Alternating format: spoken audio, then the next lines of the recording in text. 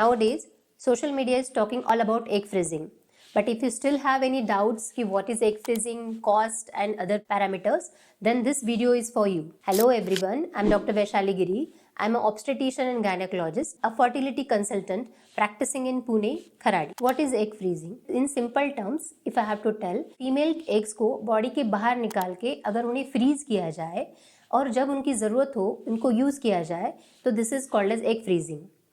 Now question comes why egg freezing is required. जैसे जैसे female का एज बढ़ते जाता है एग की क्वालिटी एंड नंबर दोनों ही डिक्लाइन होता जाता है.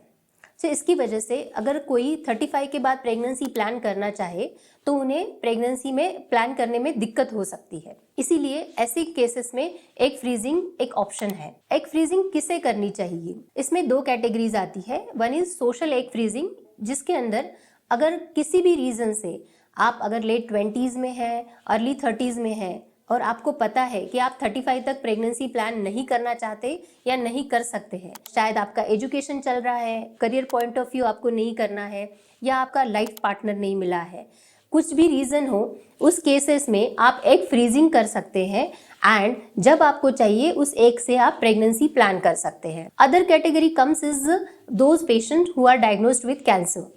कैंसर ट्रीटमेंट से हमें सबको पता है कि एग या स्पर्म दोनों की क्वालिटी ख़राब हो जाती है बिकॉज उसमें कीमोथेरेपी, रेडियोथेरेपी ये सारी ट्रीटमेंट आती है. जब किसी को कैंसर डायग्नोस होता है तो ऐसे केसेस में हम उनको एग, स्पर्म या जिनकी शादी हो गई उनके एम्ब्रियो फ्रीज कर देते हैं और जब पेशेंट कैंसर ट्रीटमेंट पूरा हो जाए, वो कैंसर फ्री हो जाता है, देन एग्स और स्पर्म का यूज करके हम लोग प्रेगनेंसी देने की कोशिश करते हैं. सो इन दो कैटेगरी में ये बहुत इंपॉर्टेंट है कि हम एग फ्रीजिंग का ऑप्शन उनके साथ डिस्कस करें और उनको पता हो कि ये सब कर सकते हैं. एग फ्रीजिंग वैसे तो बहुत सिंपल प्रोसीजर लगती है बट इसमें बहुत एडवांस टेक्नोलॉजीज, एडवांस लैबोरेटरीज का यूज होता है तो ये थोड़ी कॉस्टली प्रोसीजर है. इसकी कॉस्ट अराउंड 1.5 लाख तक जा सकती है बट ये सेंटर टू सेंटर वेरी हो सकता है.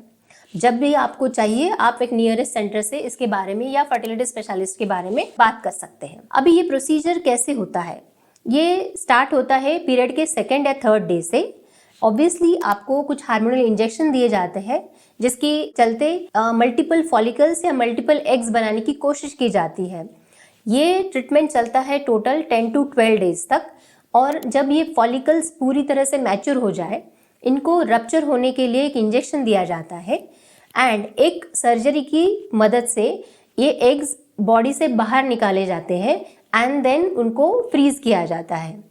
बट इसका सबसे इम्पॉर्टेंट पार्ट ये है कि इसमें इस ऑपरेशन में कोई पेन नहीं होता है क्योंकि सर्जरी अंडर एनेस्थेसिया होती है और इसमें कोई भी कट या स्टिचेस नहीं आते हैं. एक सिंपल सी नीडल की हेल्प से ये एग्स को बॉडी के बाहर निकाला जाता है. अभी नेक्स्ट क्वेश्चन कम, क्या एग की क्वालिटी में कुछ इफेक्ट होगा? कितने साल तक इसको फ्रीज किया जा सकता है? तो आप 10 साल या उससे ज़्यादा के लिए भी एग्स को उसी कंडीशन में फ्रीज कर सकते हैं और उसकी क्वालिटी में कोई फ़र्क नहीं पड़ता है. और जब आप चाहते हैं कि अभी प्रेगनेंसी प्लान करना है, उस एग्स को थॉ किया जाता है एंड आपके पार्टनर के स्पर्म के साथ बेबी बना के रेडीमेड बेबीज यूट्रस के अंदर छोड़े जाते हैं. तो इसका फ़ायदा ये है अगर आप जल्दी एग फ्रीज कर लेते हैं जैसे कि अर्ली 20s या लेट 20s में तो उसकी क्वालिटी बहुत अच्छी रहती है. सो उसको आप जब फ्रीज करेंगे तो उसी स्टेज पे वो फ्रीज हो जाएंगे तो जिससे जो प्रेगनेंसी फ्यूचर में होगी वो भी हेल्दी होगी.